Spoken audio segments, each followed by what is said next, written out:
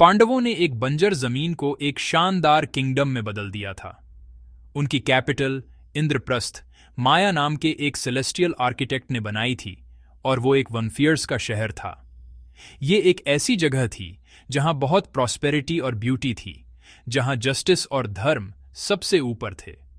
अपनी सक्सेस को सेलिब्रेट करने और अपनी सॉवरेंटी दिखाने के लिए मैंने, युधिष्ठिर ने, राजसूय यज्ञ करने का फैसला किया।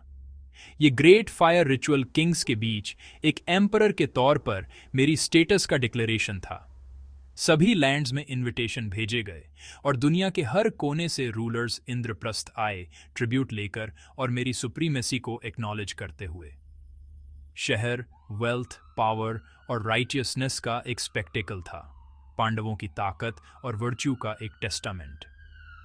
कई गेस्ट्स में हमारे कजिन दुर्योधन भी थे, जो हस्तिनापुर के प्रिंस थे। वो हमारे महल के ग्रैंड हॉल्स में घूम रहे थे। उनका दिल जलन से भरा हुआ था। उन्होंने ऐसी वेल्थ देखी जो उनके अपने किंगडम के ट्रेजर्स से भी ज्यादा थी। महल खुद इल्यूजन्स का एक मार्वल था। दुर्योधन ने एक पॉलिश्ड फ्लोर को पानी का पूल समझ लिया और अपने कपड़े ऊपर कर लिए, लेकिन उन्हें हेड डिफीट ग्राउंड मिली। कहीं और उन्होंने एक क्लियर पूल को सॉलिड ग्राउंड समझ लिया और पानी में गिर गए। द्रौपदी, मेरी वाइफ, ने उनकी क्लमजी गडिक्शनियां देखीं और हंसते हुए कहा, अंधे का बेटा भी अंधा होता है। ये हंसी, जो ग्रैंड हॉल में गूंज रही थी, दुर्योधन के प्राइड को एक शार्प एरो की तरह चुभ गई। दुर्योधन हस्तिनापुर लौट गया, जलन और ह्यूमिलिएशन की जडिक्शनी हुई आग से भरा हुआ। वो इंद्रप्रस्थ की स्प्लेंडर या द्रौपदी की हंसी का दर्द नहीं भूल पाया। उसे हमारी प्लीज डी अपनी पर्सनल इंसल्ट लगी, हमारी सक्सेस उसे अपनी फेलियर लगी। उसने अपने मामा शकुनी से बात की, जो गांधार का चालाक राजा था। शकुनी धोखे का मास्टर और डाइस का एक्सपर्ट था। उसने अपने भतीजे का दर्द देखा और एक विकेट सॉल्यूशन दिया। उसने दुर्योधन से कहा कि वो हमें युद्ध में नहीं हरा सकता, क्योंकि हम कृष्ण द्वारा प्रोटेक्टेड और देवताओं द्वारा ब्लेस्ड थे। हमें हमारी वेल्थ और प्राइड से छीनने का एक ही तरीका था, चांस का एक खेल। शकुनी का प्लान सिंपल और क्रूअल था। उसने डाइस के एक गेम का प्रपोजल दिया। वो जानता था कि मुझे गैम्बलिंग की कमजोरी थी और एक राजा के रूप में मैं एक चैलेंज को मना नहीं कर सकता था। शकुनी के डाइस ऑर्डिनरी डाइस नहीं थे। वो उसके पिता की हड्डियों से बने थे और केवल उसकी इच्छा का पालन करते थे। उसने दुर्योधन को एश्योर किया कि जीत गारंटीड थी।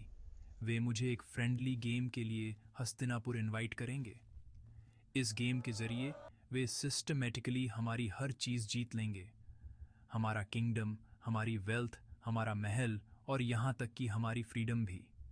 दुर्योधन अपनी नफरत से अंधा होकर इस ट्रेचरस प्लॉट के लिए ईगरली सहमत हो गया, जिससे हमारी कहानी के सबसे डार्क चैप्टर्स में से एक की स्टेज सेट हो गई। किंग धृतराष्ट्र की तरफ से मुझे एक इनविटेशन भेजा गया, जिसमें मुझे पासे के खेल के लिए हस्तिनापुर बुलाया गया। मेरे समझदार सलाहकारों और मेरे अपने भाइयों की चेतावनियों के बावजूद मैंने एक राजा के कर्तव्य से बंधा हुआ महसूस किया कि मैं इस चुनौती को स्वीकार करूं। मुझे लगा कि यह एक साधारण दोस्ताना खेल होगा।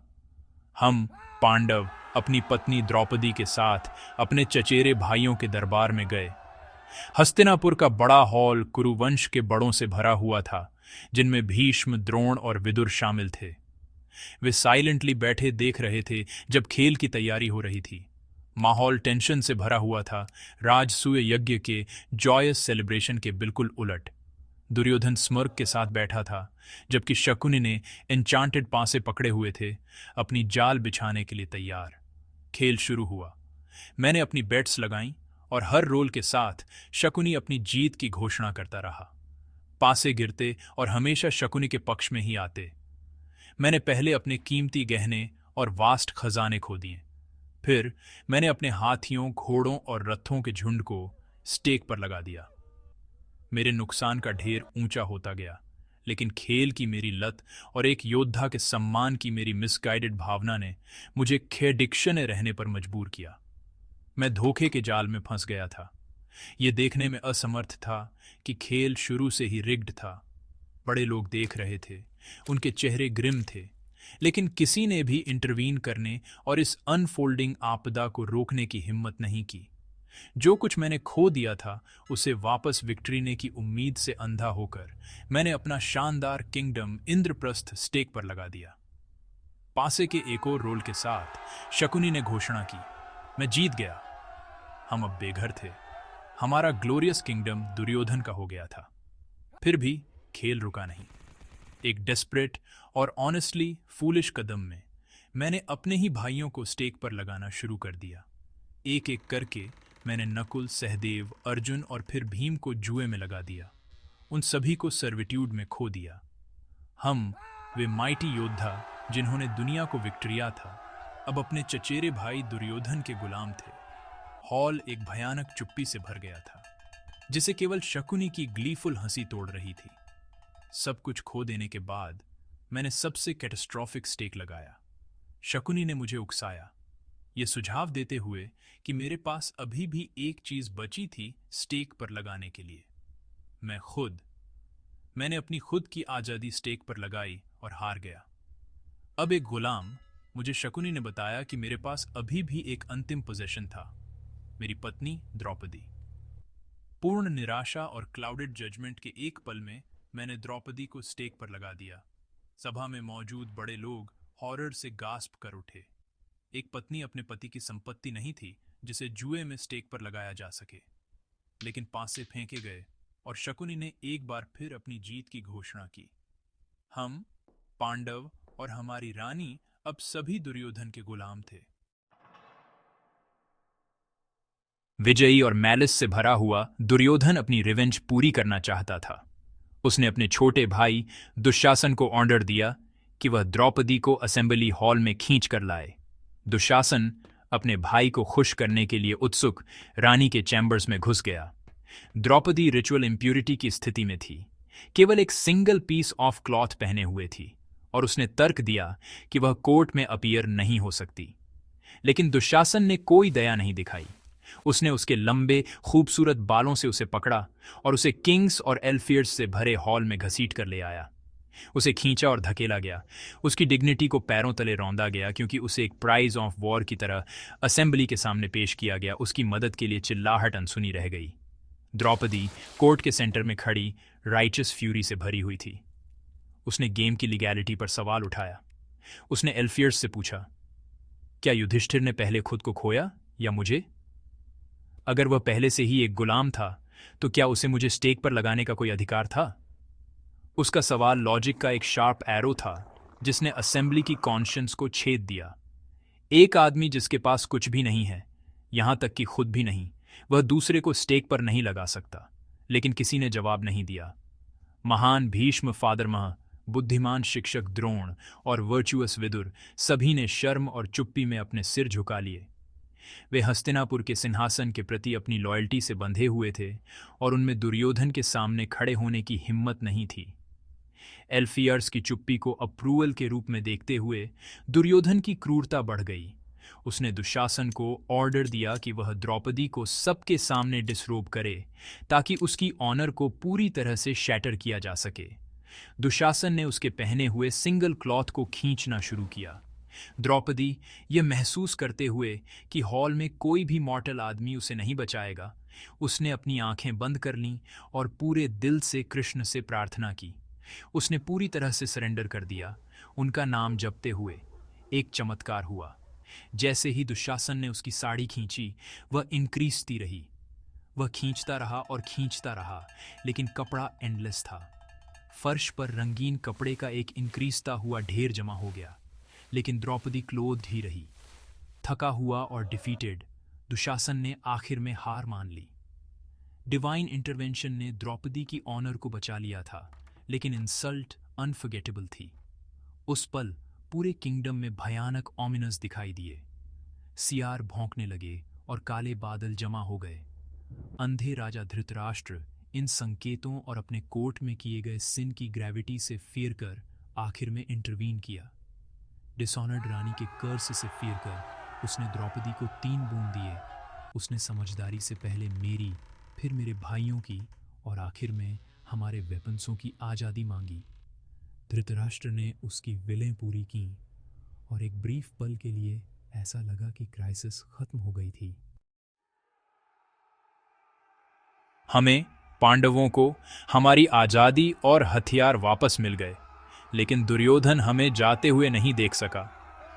उसकी नफरत शांत नहीं हुई थी। उसने अपने पिता धृतराष्ट्र से शिकायत की, यह तर्क देते हुए कि हमें जाने देने का मतलब होगा कि हम निश्चित रूप से रिवेंज के लिए वापस आएंगे। उसने अपने अंधे पिता को हमें पासे के एक फाइनली खेल के लिए वापस बुलाने के लिए मना लिया। इस फाइनली खेल की शर्त अलग थी। डिफीटने वाले को 12 साल के लिए जंगल में एग्जाइल पर जाना होगा, जिसके बाद 13वें साल डिस्गाइज में रहना होगा, जिसे अज्ञातवास कहा जाता है। अगर हमें उस 13वें साल के दौरान खोज लिया गया तो हमें एग्जाइल के पूरे 13 साल के साइकिल को फिर से दोहराना होगा। एक बार फिर अपने वचन और एक राजा के कोट से बंधा हुआ महसूस करते हुए मैंने चुनौती स्वीकार कर ली। ये एक फूलिश डिसीजन था, जो एक रिजिड एडहिरेंस टू अ कोड से प्रेरित था, जिसे मेरे दुश्मन अपने फायदे के लिए प्लीज डी मोड़ रहे थे। पासे फाइनली बार फेंके गए और जैसा कि सभी ने उम्मीद की थी, शकुनी जीत गया। सज़ा सुनाई गई। हमें अपने किंगडम और अपनी गरिमा से वंचित अपना घर अबैंडन कर 12 साल के लिए जंगल में भटकना पड़ा। द्रौपदी के साथ हमने अपने महल के सुख सुविधाओं को अबैंडन कर विल्डरनेस के कठोर जीवन के लिए अपनी लंबी और कठिन यात्रा की तैयारी की। एग्जाइल के 12 साल इमेंस हार्डशिप से भरे थे। हम एसेटिक्स की तरह रहते थे, खतरनाक जानवरों, राक्षसों और प्रकृति की अनफॉरगिविंग शक्तियों का सामना करते हुए। इस दौरान हमने भविष्य के लिए भी तैयारी की, सेलेस्टियल हथियार इकट्ठा किए और अलायंसेस बनाए। 13वां साल अज्ञातवास और भी चैलेंजिंग था। हमें किंग विराट के दरबार में रहना पड़ा, अपनी सच्ची पहचान छिपाते हुए।